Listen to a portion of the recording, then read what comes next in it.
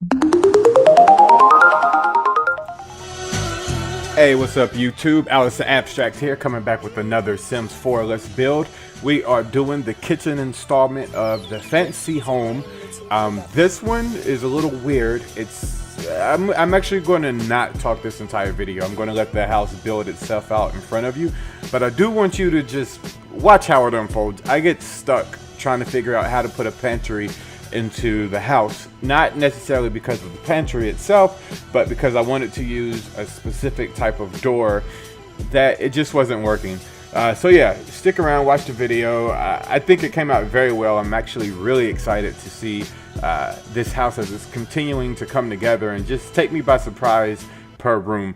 Again, if you're not familiar with this build series, basically I'm building each room by scratch, and I'm building the house room by scratch. It's all from imagination, and when I sit down in front of the computer, I have no idea what's going to happen within the next 30 minutes, or in this room build, it actually took me real time, I think an hour and 10 minutes. But I never know where it's going to go. I just know I don't stop until it's satisfactory, if not good, in my opinion. So hopefully I'll leave you with the same opinion as far as this build is concerned.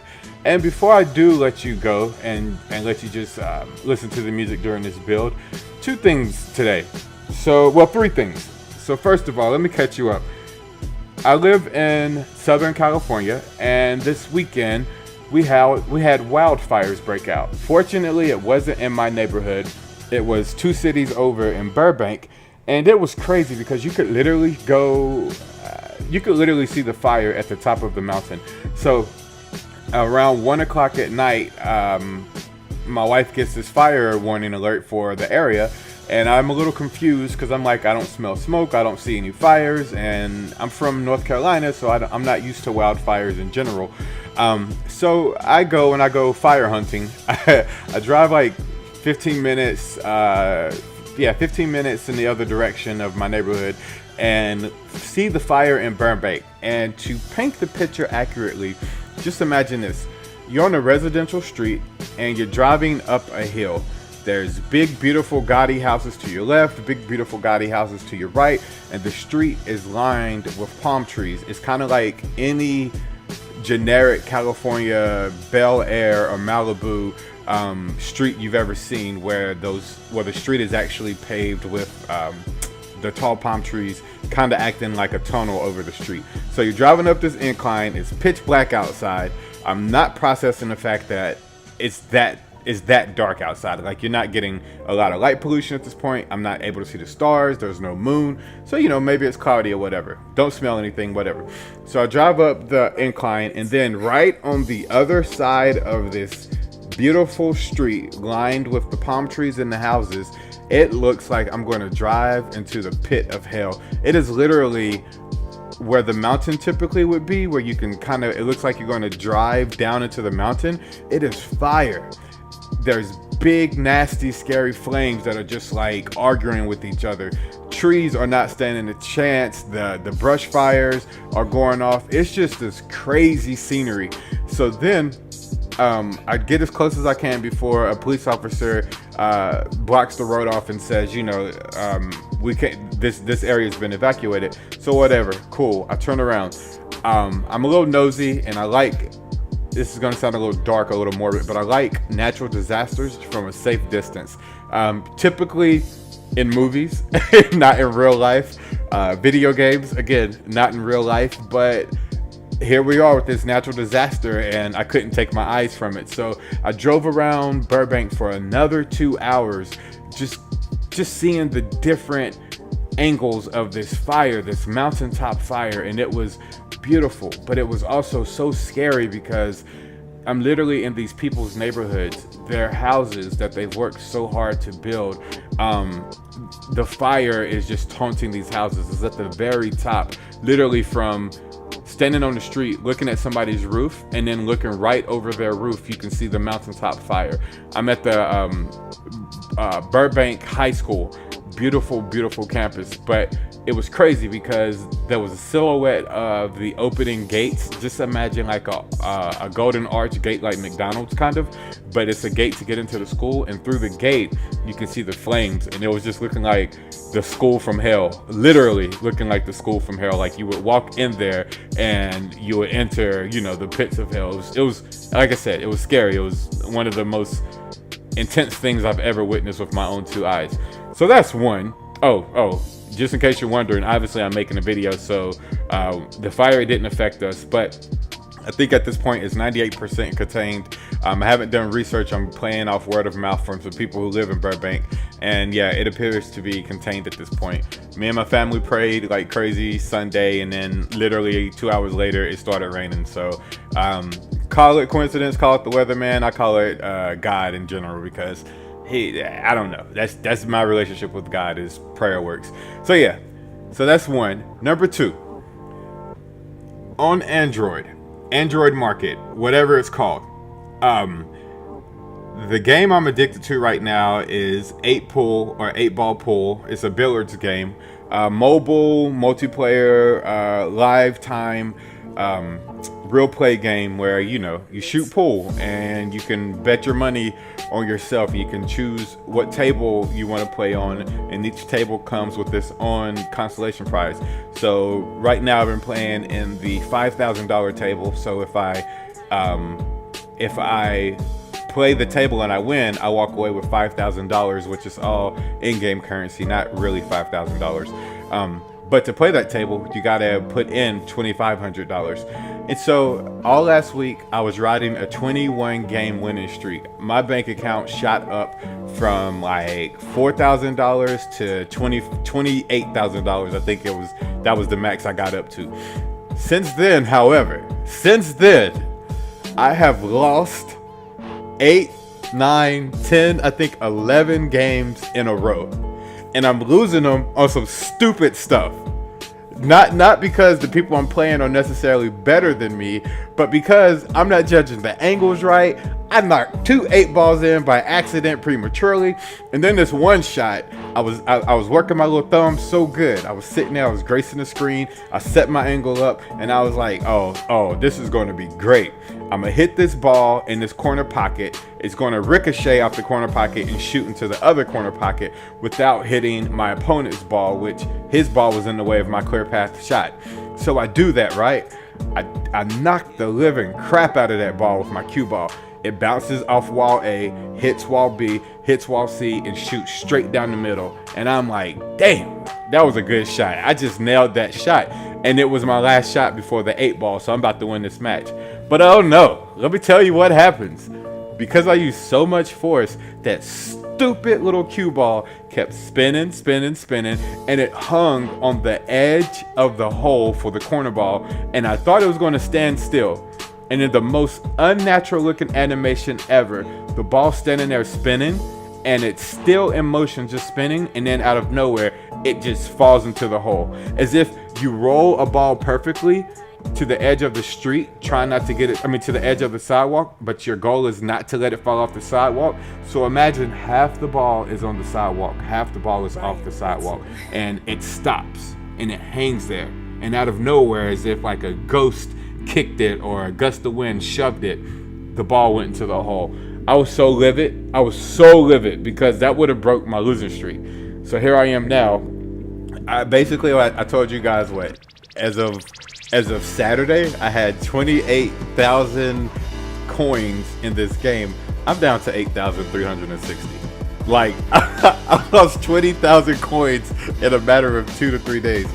That's pathetic. So I'm livid right now, and I have to take my hands off this game because I'm on a path of revenge. But because I'm playing emotionally, I'm not making the best shots, and I'm losing. And my son overhears me. This is Malik, my teenager. He overhears my struggles. He hears me huffing, and he hears me like chewing myself out as I play this game on my phone. And he's gonna say, you know, it's a good opportunity to me for your son to come beside you and say, oh man, it's all good. You know, you the man, you got this. Oh no, just like the cue ball itself, hanging on the edge and teasing me. He gonna come up to me, stand there, and then say, you shouldn't be sucking that bad. You know, like what was your English? Yeah, what did you say? I said, stop sucking. Yeah, you need to stop sucking. Thank you, Malik. Thank you for the words of encouragement and advice. You need to stop sucking. So for any coach out there, any motivational speaker, anybody who just has a friend who was down and out, take the wise words from my 14-year-old son and tell them in that moment, hey, you need to stop sucking. I'm pretty sure that's going to help them as much as it helped me, as I'm still in the middle of my losing streak. So that is thing number 2. Yeah, teenage advice is great. Okay, and then number three. Okay, so let me set this up, and then after this, I'm gonna be quiet and let y'all ride out the rest of this video. All right. So number 3, I am at work today, and I decide to go down to the to our neighbor grocery store, which I think is a Smart and Final. And I'm like, I don't have anything for breakfast. I don't want to pay. Why pay $6 for a sub when I can pay $10 for a week's worth of sub supplies? So I go downstairs and I go to the grocery store. I buy all the things I need. You know, I get some bread. I get some boiled eggs. I get some spinach and all the other things I need to make my sandwich taste the way I need it to. It's no Subway, but it's Alex's way, and I'll take that because it's $4 more for 4 days worth of food, or 5 days worth of food. So bam, there we are. So do you know, I'm walking through the store. I got all my stuff. I'm ready to check out. I got myself on this budget right now, so I'm really trying to be disciplined. And I walk past this little display. I can't really see what's in the display. It's just a red box in the middle of the store, which is a little abnormal for this store because they keep everything very neat, very clean, and very organized. So, you know, I'm walking by and I don't pay it any attention. And then out of nowhere, as if the thing could talk, I'm sure that thing said, "Hey, yo, Alex." So I'm like, huh? I turn around, I look, it's popcorn, whatever. I like popcorn. It's not the worst thing you can eat. Actually, I love popcorn because I'm an avid movie watcher, so whatever. But then I looked at it. I gave it a second look because it's Pop Secret, and the image of it, the logo, the print on it is different. It's this blue bag that said, a blue box that said limited edition on it. So I'm like, wait a minute. So I get a little closer to it. It's got some sprinkles on it. It's like white and yellow popcorn. And I picked that bad boy up. This thing got the nerve to say, Pop Secret, Premier Popcorn. Okay, here we go. This is where it gets funky. Pop Fetty Popcorn. It is yellow cake and buttercream frosting with red and blue sprinkled ice cream. I said ice cream. Popcorn. How the heck does that work? Let me repeat that. Pop Fetty Pop Secret. Yellow cake, buttercream frosting with red and blue sprinkles. What the actual Pop Secret is going on?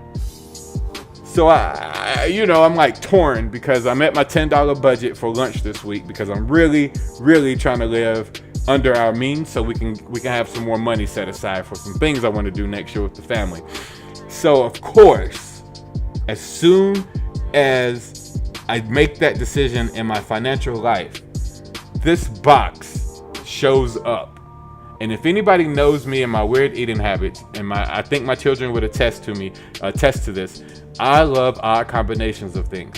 I eat guacamole with yellow apples. I like the combination of that. When I was eating meat, I used to use green apples, put a little brown sugar on them. I would saute onions, cook an egg, and put all of that on a sandwich with some hot sauce and chickpeas. I know, it's weird. It's a lot going on. But I'm weird like that. You should see my pizzas. I'm not even going to get started on what I like to really do with my pizzas. So here we are, and somebody had the nerve to take popcorn and put this cake influence on it with some sprinkles. And I'm not even sure if the sprinkles are actually on there. So, I'm at budget, like I said, and I'm looking and I'm like, let me walk away before I make this decision. Because this could be the best $2.99 I've ever spent or the worst $2.99 I've ever spent. And right now, every penny counts. So, what do? I check out with the box. But don't judge me because that could be a once in a lifetime situation. And it said limited edition, therefore I'm in the now. I need to know what it tastes like, and I need to know whether this thing needs to remain limited or if this thing needs to expand itself to a regular staple of our household. Because if it does, screw my budget, I'm gonna have to go back and buy the rest of that kiosk because it may not come back, you know? So with that being said, I bought it.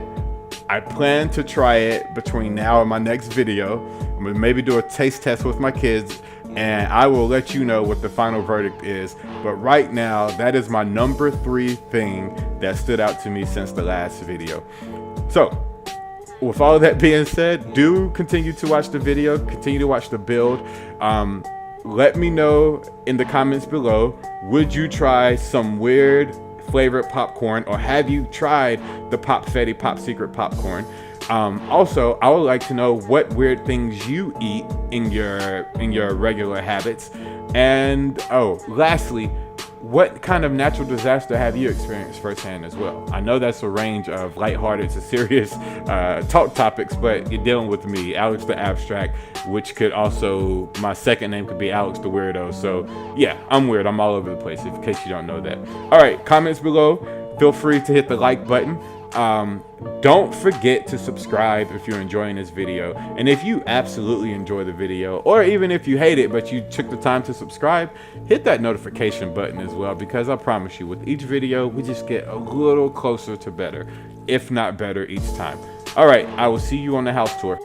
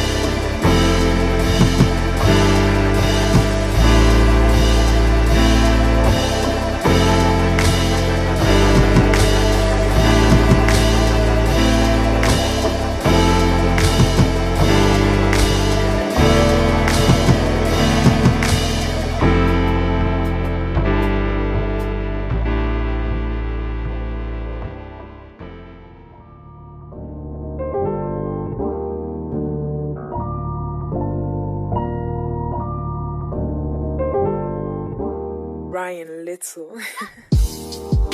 Okay, we are going to start the house tour now, or not the house tour. We're just actually going to start the dining area tour. As you can see, I made an exterior entrance to the dining room. with intentions of using this space as a hosting space. So you want to be able to park and get right into this room, especially if you have a lot of people coming over. So again, staying in the theme of this house, a lot of glass, a lot of water, a lot of white walls, and a lot of marble. It's just a very chic, very relaxed kind of open floor plan, especially in that dining hall. I really like the overexposure with all the glass. And then we get to the kitchen. I love the chocolate wood with the white countertops. I like the island in the middle where it functions as extra counter space, but also double functions as another table. So with that, you know, maybe the kids are out here when he's hosting, maybe the adults are in the dining hall, or vice versa. And we have the pantry as a separating wall where we're able to hide all the supplies that are needed to do a good job in cooking meals for masses in this kitchen. And then you gotta love the open space up front. I'm still not sure if I'm gonna do a garden up front or a pool, but it's a really pretty opening for it. And then we have a little bit of a waiting area, a man cave, a lounge, just a little lobby kind of area for a conversation piece. In my experience, when people throw cookouts or people host dinner parties, they never have it ready on time, the food that is. So a little area like this would serve as a cool little holding area for everybody who's coming over and just waiting for the food to start up. So again, really cool open floor plan. I love the way it looks. I love the way it's laid out. I just think this is a fun house, and with each room I fall in love with this build more and more. So there you have it. That is our fancy dining area. If you like what you're seeing, again, I ask you, feel free to hit that like button, leave me some comments, subscribe, and last but not least, once you subscribe, make sure you join that notification gang so you never miss a beat. In the meantime, I hope you all have a blessed week. Love you guys. See you in the next video. Alex the Abstract signing out.